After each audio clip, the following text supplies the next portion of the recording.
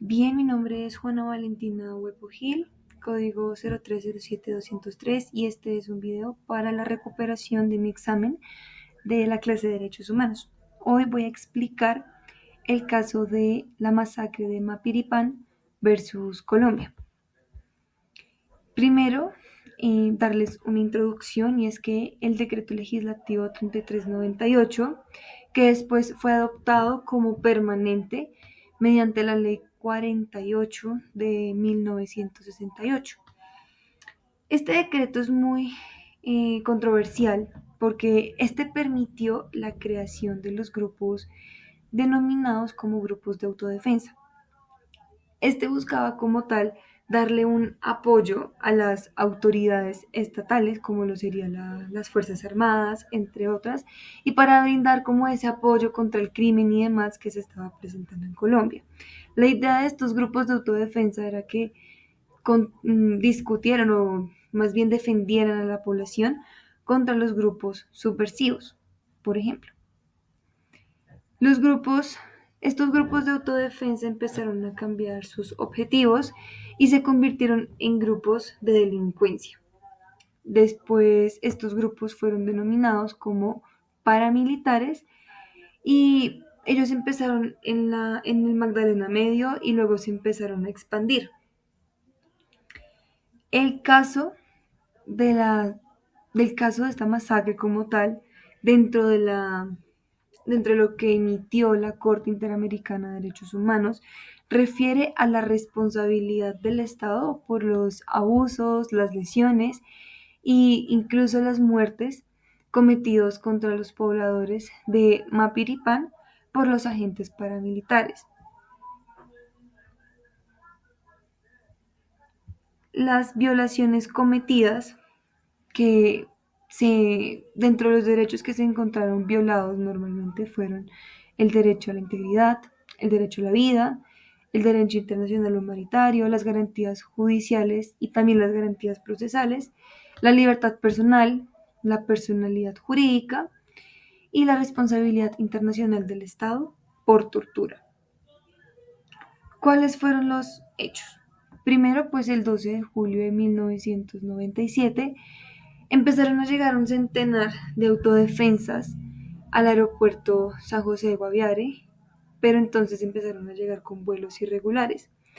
Según relatan en la demanda, el Estado colombiano permitió que estos grupos paramilitares o grupos de autodefensas que se hacían llamar ingresaran ilegalmente y ellos facilitaron ese ingreso. Luego, el 15 de julio, ellos toman el pueblo e intimidan a los habitantes, atentan contra la vida de ellos, contra su integridad, contra su derecho a la vida, que se estipula en el artículo cuarto de la Comisión Internacional. Y técnicamente esto es como un gran relato de lo que ocurrió dentro de esta masacre.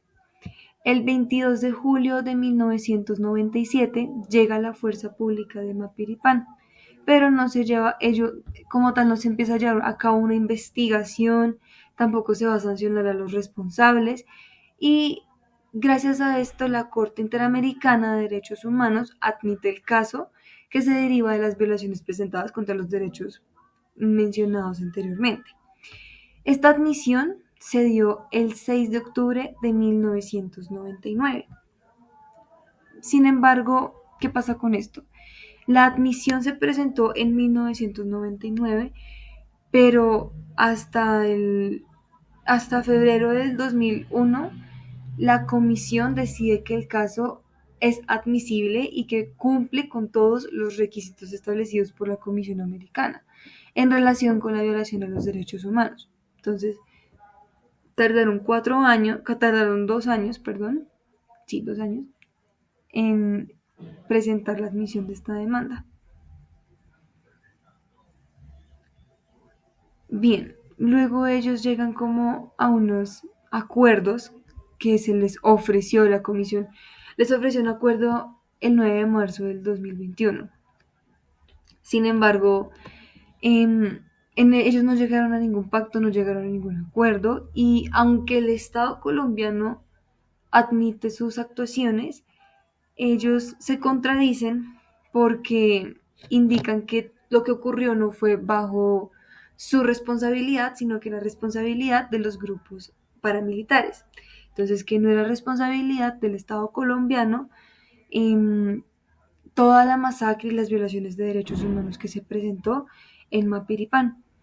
Y por lo tanto, ellos consideran que deberían ser absueltos de la responsabilidad, toda vez que, según el Estado colombiano, sus, llamémoslo, guerras internas no son responsabilidad del Estado. Técnicamente es lo que tratan de decir cuando ellos no eran responsables de las actuaciones de los grupos paramilitares.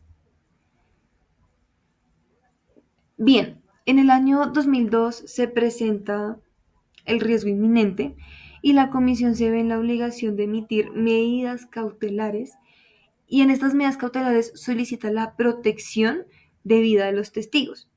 Y es el 4 de marzo de 2003 que la comisión queda de fondo y admitida la responsabilidad del Estado colombiano sobre los hechos que se presentaron en la demanda. Entonces, ya no es únicamente una admisión genérica, sino que ya es una admisión de fondo sobre los hechos y por lo tanto se entiende que el Estado colombiano sí debe responder por los daños ocasionados por los grupos paramilitares, toda vez que únicamente no se trata de si fue la Fuerza Armada o fue la Fuerza Pública o fueron los grupos paramilitares.